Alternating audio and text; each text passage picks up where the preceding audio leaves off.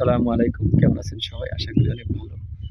তো বরিশাল পায়টুয়া এই জায়গাটার ভিতরে সবচেয়ে বেশি তরমুজ গাছ অথবা তরমুজ চাষ করে মানুষে। তো যখন আমি এখানে আসলাম তো তো দেখলাম যে আসলে কি পরিমাণে তরমুজ হয় অথবা আপনাদেরকে একটু দেখাইলে বুঝতে পারবেন। এই যে দেখেন, আপনাদের যদি কাছের থেকে দেখাই তাহলে বুঝতে পারবেন যে কি পরিমাণে দেখেন।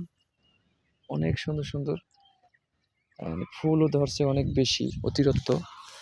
যা পেয়ারা গাছের যেরকম আপেল বাগানে যখন কাশ্মীরে যখন আমি গেছি তখন আপেল বাগানে এরকম আপেল ধরে যে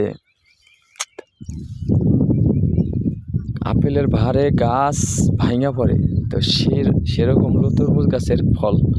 তো এতটা তরমুজ ধরছে যে তো মনে করেন যে মাটি দেখা যায় না কিছু কিছু জায়গায়, সব জায়গায় না, কিছু কিছু জায়গায় মাটি দেখা যায় না, সবই তরমুজ গাছের তরমুজের ফুল দেখা যায়, তরমুজ গাছ দেখা যায়।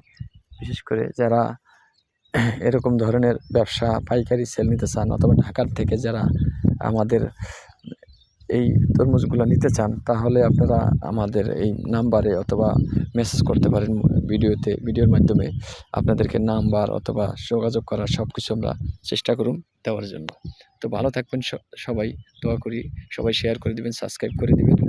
আমি আপনাদেরকে বিভিন্ন ধরনের ভিডিও দেওয়ার চেষ্টা করি সবসময়। আমি যেহেতু আপনাদের সুন্দরভাবে আপনার ভিডিও বানাতে পারি না, যতটুকু পারি আপনাদেরকে দেওয়ার সাহায্য করি। ইনশাআল্লাহ ভালো থাকবেন। আসসালামু আলাইকুম।